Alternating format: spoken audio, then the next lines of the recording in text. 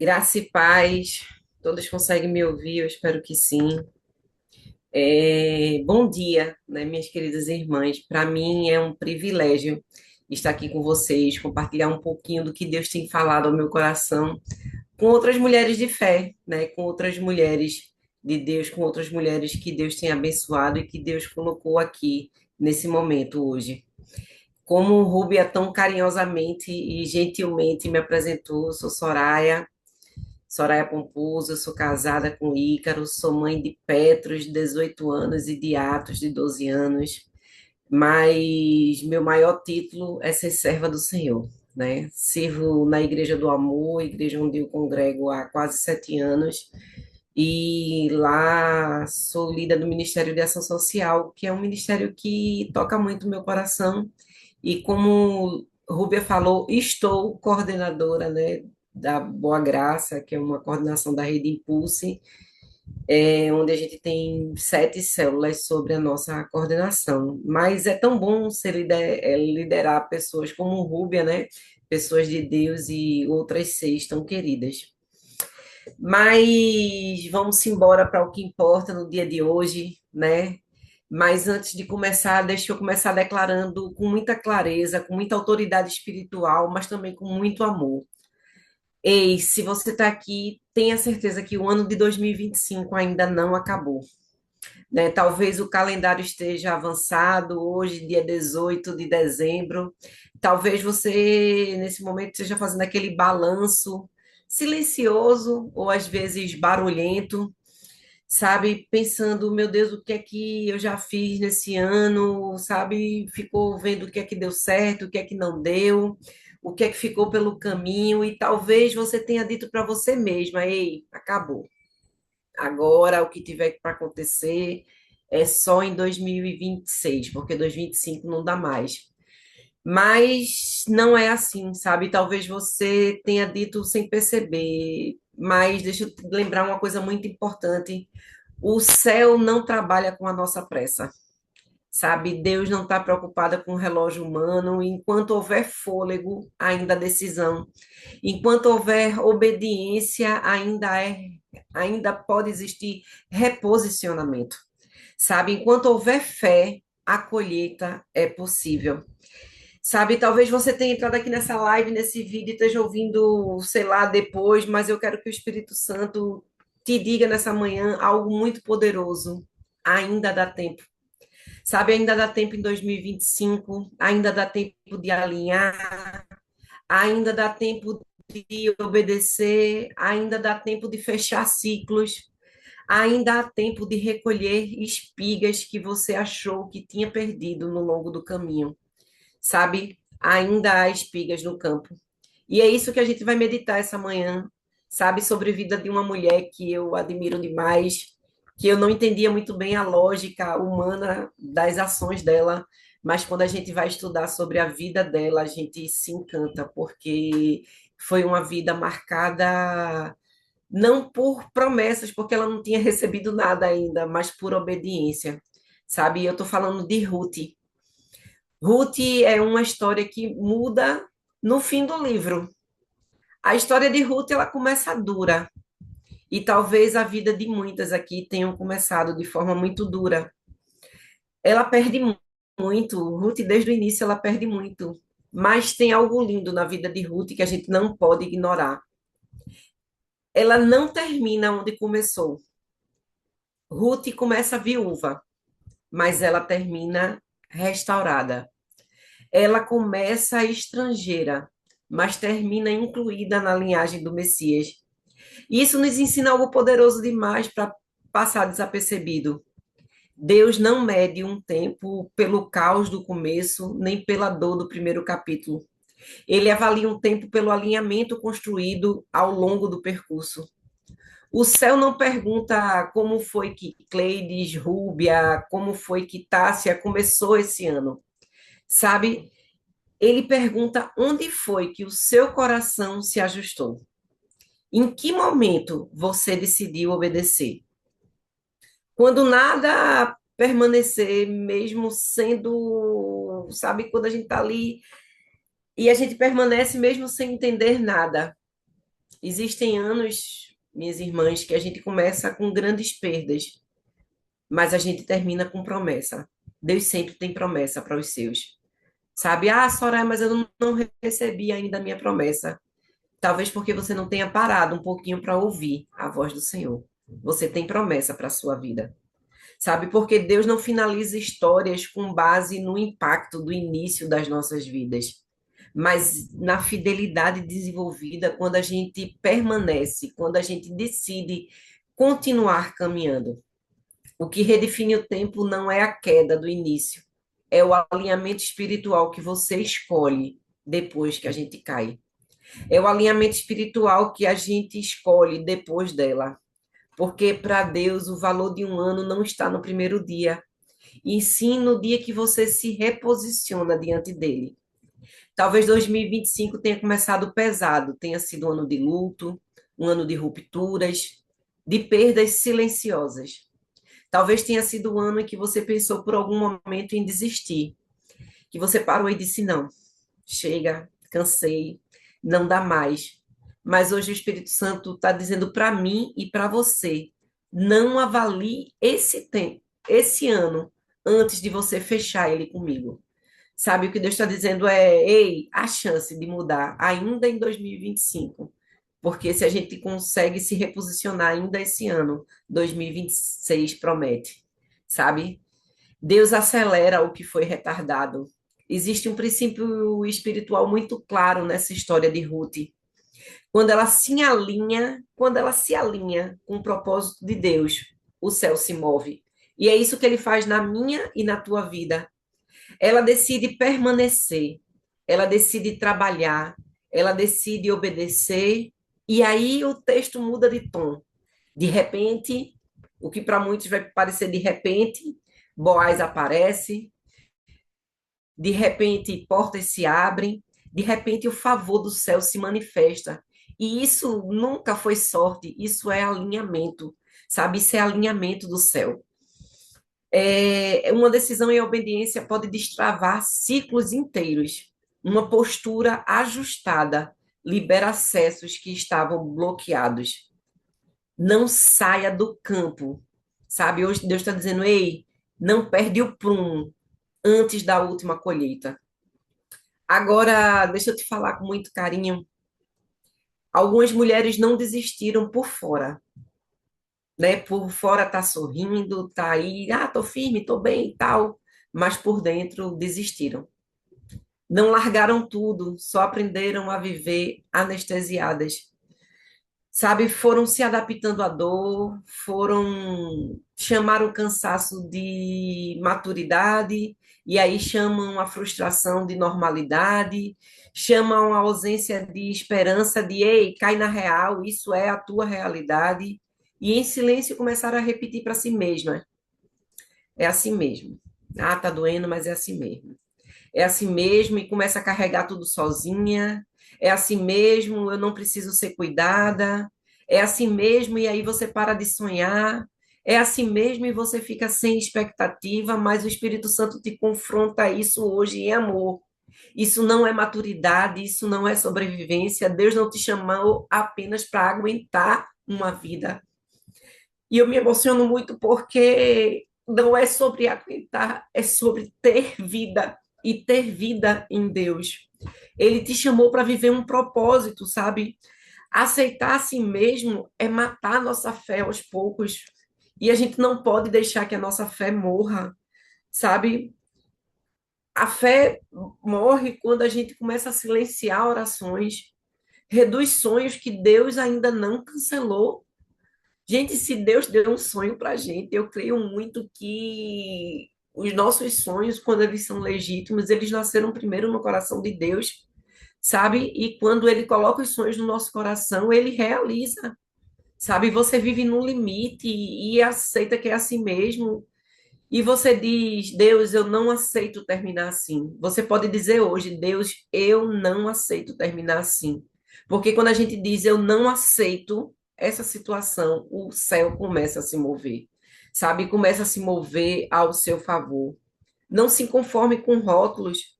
A vida toda da gente é o todas as pessoas colocando rótulos na gente. Ah, é isso, ah, é aquilo, ah, é a doente, ah, é a depressiva, ah, é aquela que tem dor, ah, é aquela que perdeu o filho, ah, é aquela que perdeu o marido. Não, não é assim, sabe? E não vale a pena se contentar com nada menor do que isso. Hoje em dia, quando uma pessoa faz aniversário, eu costumo desejar somente uma coisa: que você viva a integralidade dos planos de Deus para a tua vida. Sabe? Porque a gente se contenta com muito pouco. A gente se contenta, às vezes, com migalhas, quando Deus quer nos dar um banquete. E 2025 ainda pode terminar em honra. Escuta isso com atenção. 2025 não precisa terminar um ano de sobrevivência. Ele pode terminar em honra. Talvez não venha tudo, mas virá, com certeza, o essencial. Talvez não seja do jeito que você planejou, mas é do jeito que Deus determinou. Ruth não terminou. A história de Ruth, quando a gente termina lá o capítulo 4, não terminou com tudo resolvido, mas terminou com uma promessa clara. Ela fechou o ciclo no campo e abriu a porta da cidade. Deus está te chamando para fechar 2025 de forma madura, não amargurada. Não fecha o ano reclamando, não, sabe, não começa a murmurar, ah, 2025 foi difícil, foi puxado, foi pesado. Não, sabe, fecha o ano obedecendo. Não fecha o ano comparando, fecha o ano confiando. Não fecha o ano com ferida.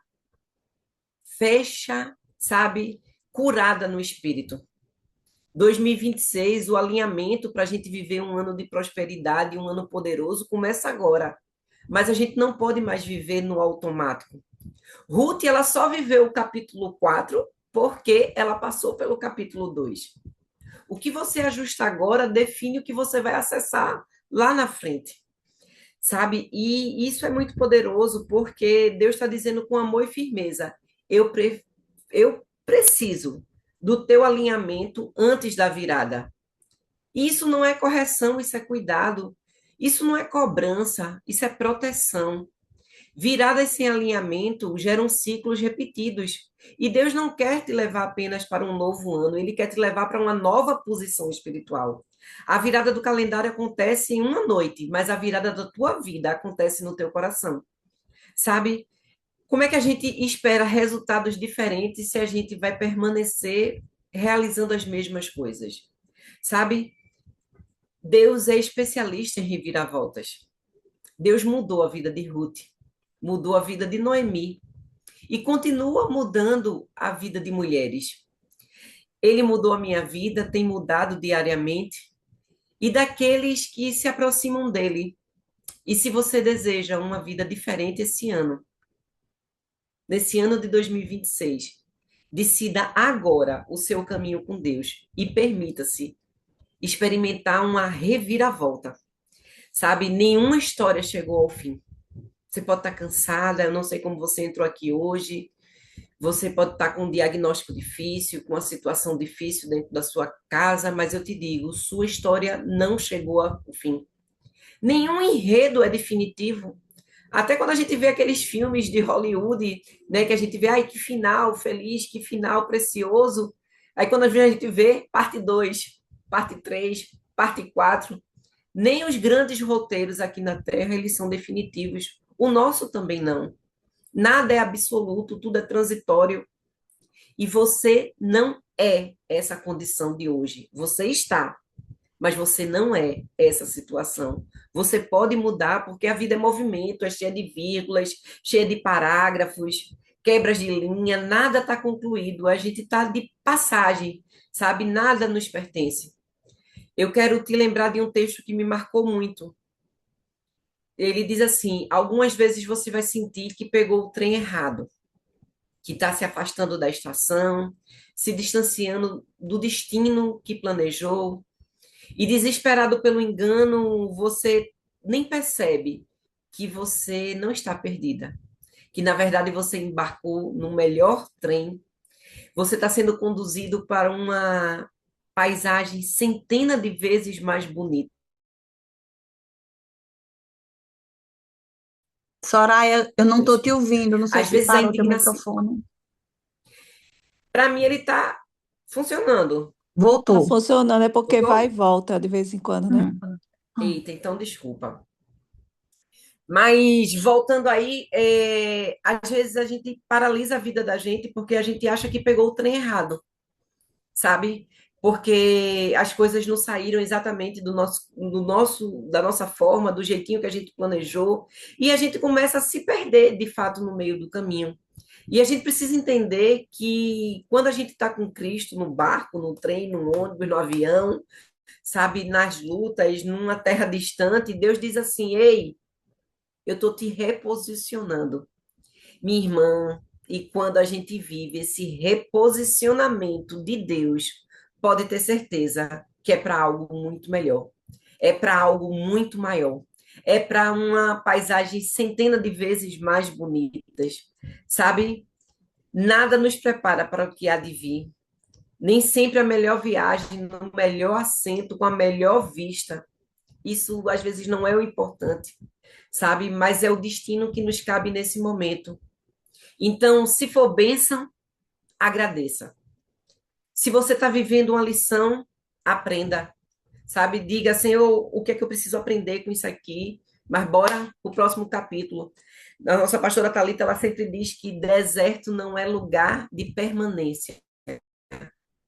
Deserto é lugar de passagem. E a gente precisa entender isso, que nenhum deserto é para sempre. Não precisa ser para sempre. A gente vê lá o pessoal na Terra Prometida e eles passaram 40 anos sem necessidade. A gente entende com os historiadores que o caminho era muito curto, né? Muito curto, comparado aos 40 anos que eles vagaram no deserto. Mas eles se perderam no meio do caminho. Mas para eles chegarem no destino final, eles precisavam se reposicionar, né? E é isso que Deus espera da gente, é reposicionamento. Sabe o que é que eu amo no nosso Deus? Porque ele é especialista em reviravoltas. Sabe, às vezes você está assim, meu Deus, o que é que eu faço? E agora? Eu não consigo mais, pai. Vem cá, vem meu socorro, vem me ajuda, sabe? E quando a gente vê, bum, um grande milagre acontece, porque ele é especialista em reviravoltas. O tempo da gente não é o tempo de Deus, e num piscar de olhos, tudo pode mudar. Será que você está pronta para essa mudança? Essa manhã, se a gente sair daqui com esse pensamento, sabe, de dizer, pai, eu estou pronta para uma mudança. Aí a gente vai se lembrar que uma reviravolta exige uma tomada de decisão, mas uma reviravolta exige trabalho. Uma reviravolta exige fé. Mas o que a gente nunca pode esquecer é que sempre haverá espigas no campo. Basta você, sabe? Basta a mim querer colhê-las. Às vezes o caminho da colheita não é fácil. Se você enxerga a vida de Ruth somente observando o ponto final da história, você vai dizer, ai, Ruth com Boaz e tudo, a vida dela mudou. Ei, mas antes ela precisou se posicionar. O mais fácil para a Ruth, na época que o marido dela morreu, que o sogro morreu e que a sogra disse: Ó, eu vou para minha terra, era ela dizer, feito a cunhada dela, vou voltar para a casa dos meus pais, sabe? Mas ela disse: Não, eu te seguirei. Ela não era obrigada a seguir Noemi, mas ela disse: Eu te seguirei. E aí a gente pensa naquele versículo que ela fala: o teu Deus, o teu povo será o meu povo e o teu Deus será o meu Deus. A partir do momento que a gente decide que Deus será o nosso Deus, que a gente confessa, sabe, a nossa vida, entrega realmente a Jesus e diz: Pai, eu te confesso como um único e suficiente Salvador. Pai, eu te peço perdão pelos meus pecados. Eu reconheço que sem ti eu nada sou. A gente se reposiciona espiritualmente e Deus nos abraça. Ele não importa como você chegou até aqui. Ele só está preocupado com o reposicionamento do teu coração, a tua entrega. Porque daqui para frente não é que vá viver agora um mar de rosas. Não, porque a vida cristã não é um mar de rosas, né? Não é assim como popularmente se fala, não é nenhum morango, mas a vida com Deus é uma vida de sacrifício, é uma vida de renúncias, é uma vida que vale a pena. Eu me lembro de uma das pregações de Billy Graham, e uma pessoa questionou a ele: e se no final de tudo, não, se eu descobrir que Deus não existe, que não existia o Senhor, que não existia um Pai no céu, que não existiria nada disso, nem um céu te esperando. E aí, mais ou menos assim, não vou saber exatamente as palavras dele, mas ele disse: ainda assim, valeria a pena, porque a vida com Cristo, ela sempre vai valer a pena. O que é que a gente ganha sendo cristão? A gente aprende a ser parecida com Cristo, e Cristo é amor. A gente aprende a ser misericordioso com as pessoas. A gente aprende a se reposicionar, a ser uma pessoa leal, a obedecer mandamentos que, na verdade, são cartas de amor ao nosso Pai, porque todos os 10 mandamentos que o Senhor nos ensina, ele está dizendo assim: ei, não mata. Mas não mata por quê? Né? Não mata porque haverá consequências, porque existem, porque o dom da vida é um dom universal. Então, todos os mandamentos do Senhor, ele tem um porquê. Na verdade, são mandamentos, são cartas, né, de amor do nosso Pai para com seus filhos. A Bíblia, na verdade, é o grande manual de fé e prática do cristão. O que é que a gente perde em seguir a Bíblia? Nada. E se nessa manhã, sabe, você se sentiu perdida, se sentiu assim cansada, se você está aqui ouvindo essa palavra e dizendo não há chance para minha vida, sabe, eu não aguento mais, eu te peço, em nome de Jesus, se dê mais uma chance, sabe, faz uma oração. E eu tenho certeza que essa oração, ela pode mudar a tua vida. Nesse momento, você pode estar procurando uma das meninas organizadoras, né? Pode estar procurando Líbia, Rúbia, sabe? Pode estar procurando qualquer irmã, sabe? Dessa congregação Unidas em Cristo, sabe? Pode estar procurando uma congregação perto da sua casa e de dizer: olha, essa manhã eu assisti, ou essa tarde, essa noite, eu não sei, eu assisti uma palavra que me chamou com confronto, mas me fez uma pergunta que mudou a minha vida. Você quer experimentar esse amor com Jesus Cristo? Você quer entregar a sua vida a Jesus Cristo e entender que a partir de agora você não precisa mais andar sozinho? E eu disse sim. E eu fiz uma oração. E agora eu quero ver como é essa continuidade do agir de Deus na minha vida. Você pode fazer essa oração nesse momento. É só você fechar os seus olhos, sabe? E dizer: Pai, eu quero. Eu creio que ainda há espigas para mim. Eu creio que ainda há chance para minha vida. Eu escolho, Pai, hoje não desistir. Eu escolho hoje, Senhor, entregar minha vida para ti, Senhor, e te peço, muda minha história, muda minha vida. Eu quero viver a integralidade dos teus sonhos para minha vida. Eu quero, Senhor, que tu me diminuas, que tu cresças na minha vida e que minha vida agora, a partir de agora, todos os rótulos se apaguem e que eu seja conhecido como uma filha, como um filho de Deus. Você pode fechar os olhos nesse momento e fazer essa oração comigo. E é uma oração que pode mudar, de fato, e vai mudar a tua história. Vamos orar? Você pode repetir comigo assim, ó. Senhor Jesus, eu te confesso como o único e suficiente Salvador da minha vida. Com o meu coração, eu creio que a tua vida é a minha vida, que a tua morte foi a minha morte, mas que a tua ressurreição é a minha ressurreição. Senhor, eu confesso a Ti, Pai, como o único e suficiente Salvador da minha vida. Cuida de mim a partir de agora. E muito obrigado, Pai, por me receber como filho, como filha Tua. Essa oração eu faço no nome de Jesus, que é lindo, santo, justo, fiel e verdadeiro. Amém, amém e amém. Eu espero que esse momento tenha abençoado a tua vida, como com certeza abençoou a minha.